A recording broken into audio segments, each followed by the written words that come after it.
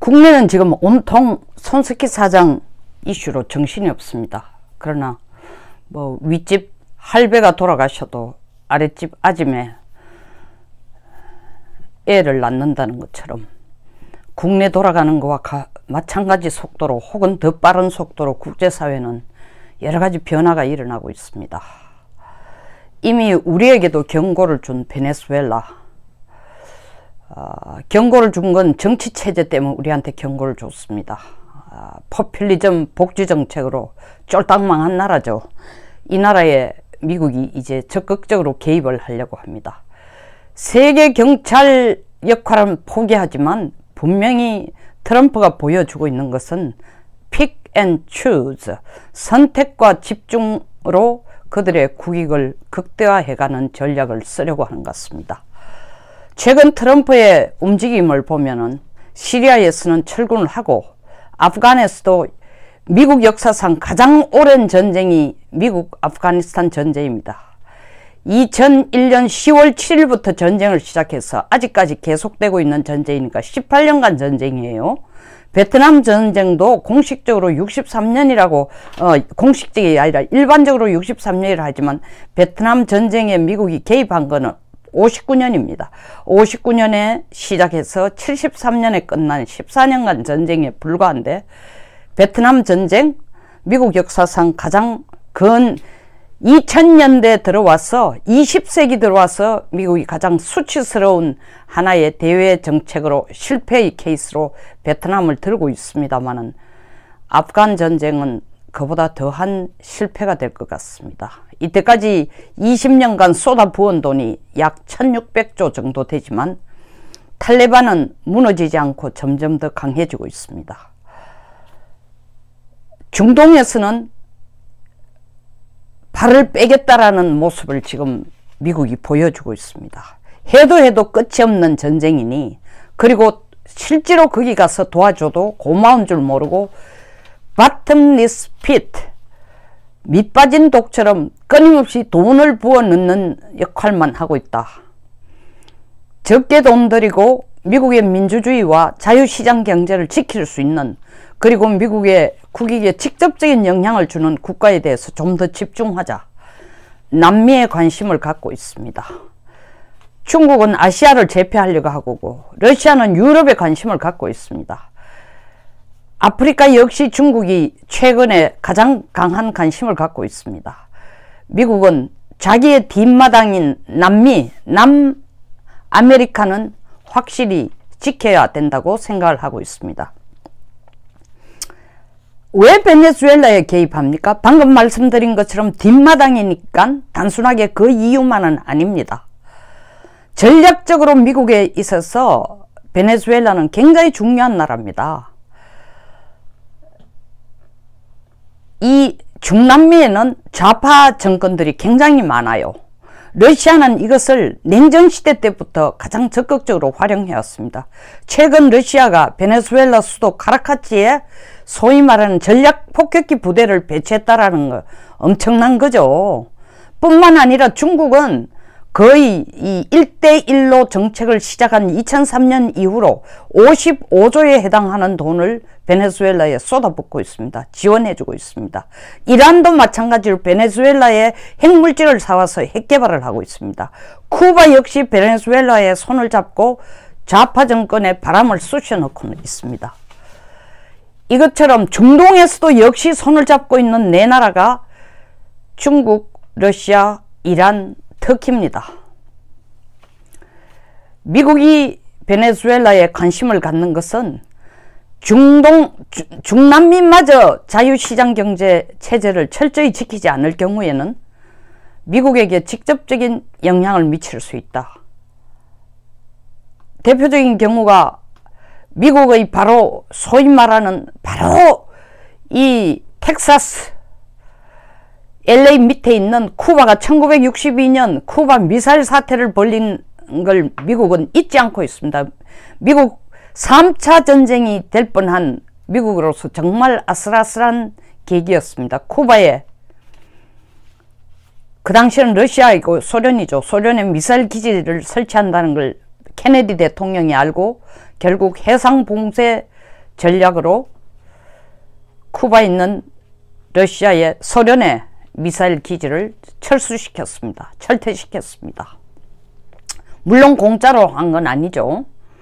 터키에 만들던 있던 미국의 미사일 기지도 동시에 같이 빼는 조건으로 협상을 했습니다.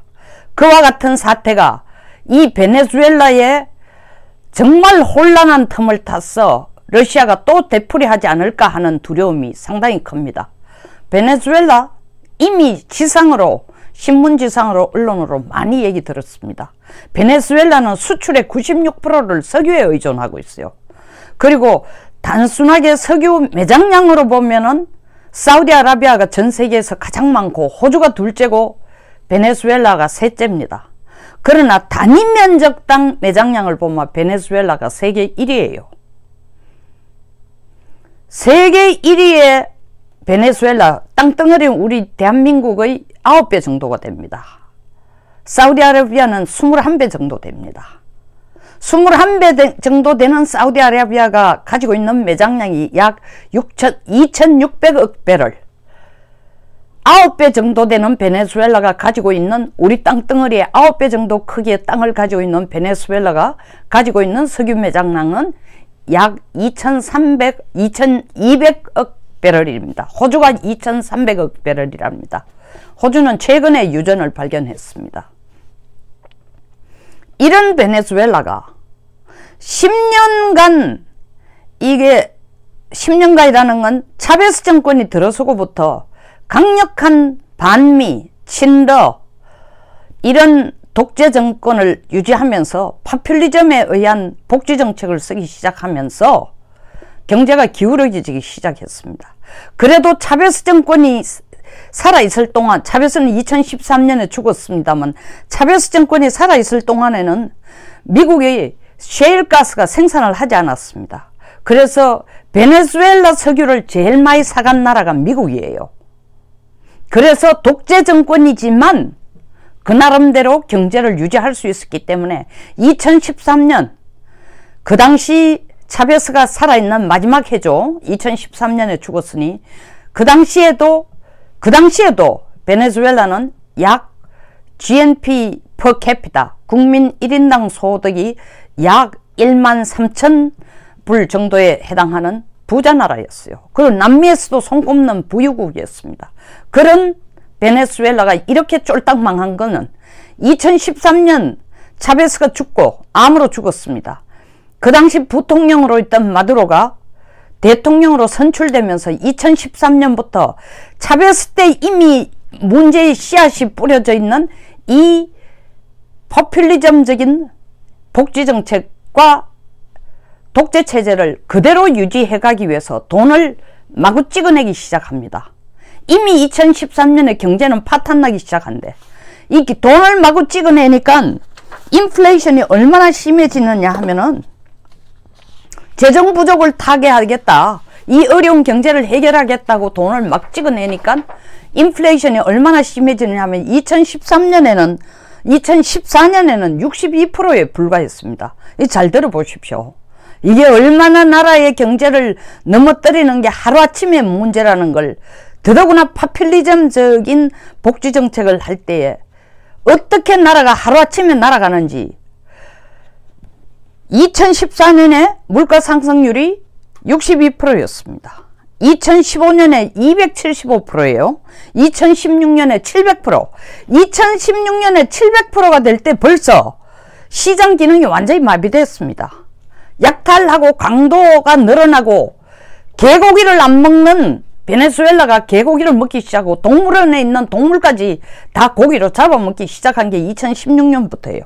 2018년 초반기에 100만 프로 인플레이션인데 현재 베네수엘라는 1000만 프로의 인플레이션이 된 겁니다. 이 중간에 경제가 어려워지니까 사실 차베스가 살아있을 때에 화폐개혁도 시도해봤습니다. 10만 분의 1로 화폐개혁을 했지만 효과가 없었어요. 문제는 점점 더 커집니다.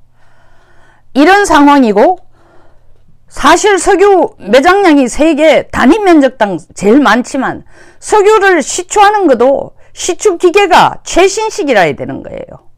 그런데다가 미국이 이제 셰일가스를 생산하면서 베네수엘라 석유를 안 가져오니까 이 시추 기술이 현대화되지 않은 시추 기술과는 미국의 이 셰일가스의 가격과 경쟁할 수 없습니다.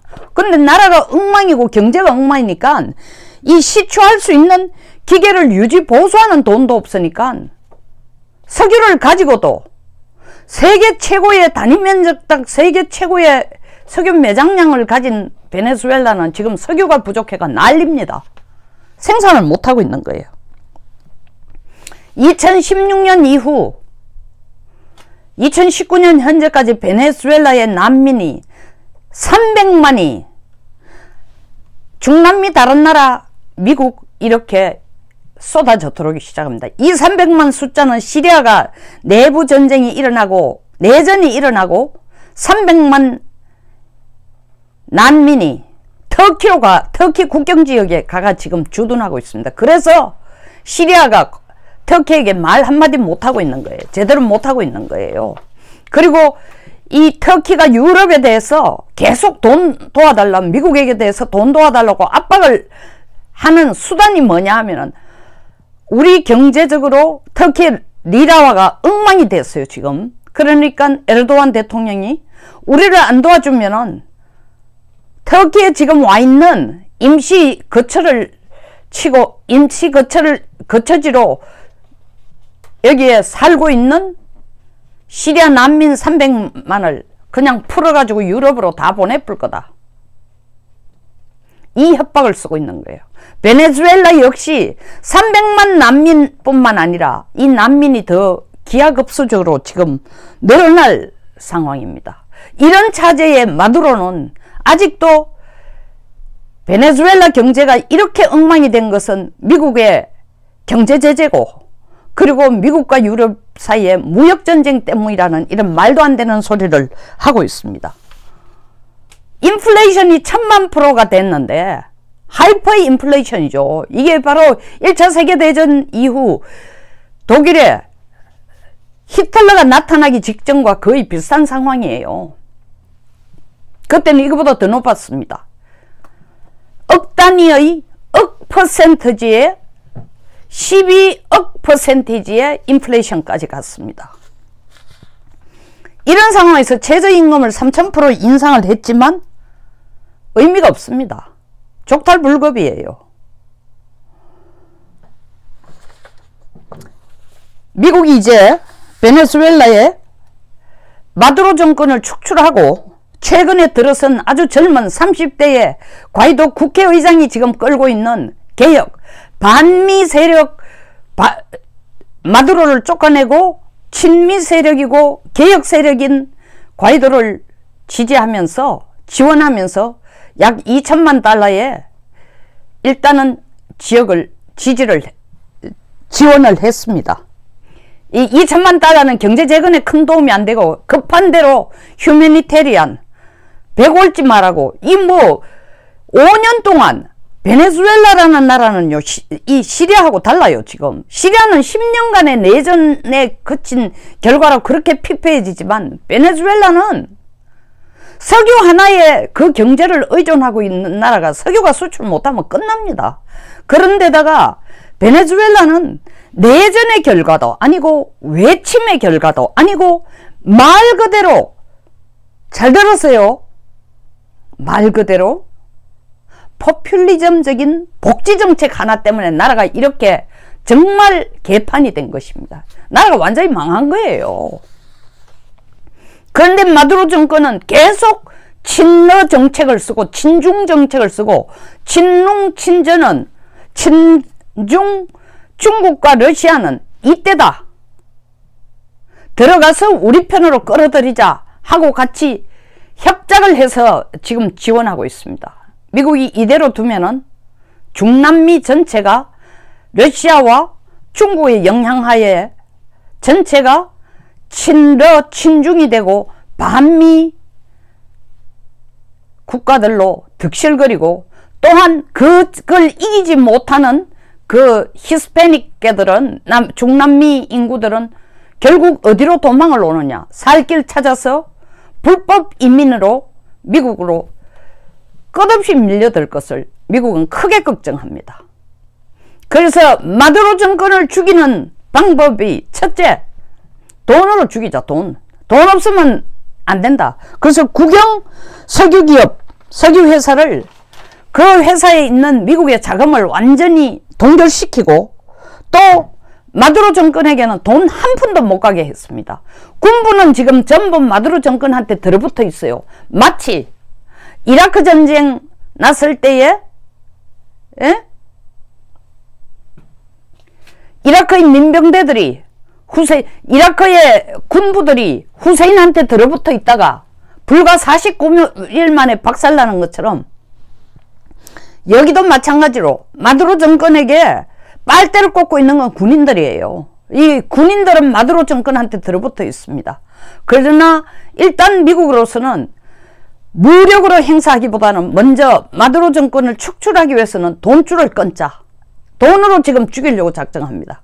그래서 국영 석유회사, 나라가 지금 소유하고 있는 석유회사에 있는, 거기에 관련돼 있는, 묶여있는 미국 자금을 전부 동결하고, 그리고 마두로 정권에는 한 푼도 안 부고 과이도 정권에게, 과이도 이 개혁 세력에게 돈을 지원해주고 있습니다. 러시아는 이미 이 베네수엘라 차베스 정권 이후에 친러 정권으로 들어선, 반미 정권으로 들어선 이 차베스 정권에 지원을 해오다가 그 지원의 속도를 지금 가속화해서 지금 마두로를 돕기 위해서 베네수엘라 수도인 카라카스에다가 전략 폭격 부대까지 지금 갖다 놓고 있습니다. 그러니까 미국은 바로 베네수엘라에게 무력으로 그들을 진압한다라는 것보다는 그 옆에 왼쪽에 있는 콜롬비아, 옛날 콜롬비아 내전 때도 미국이 개입을 해서 도왔습니다.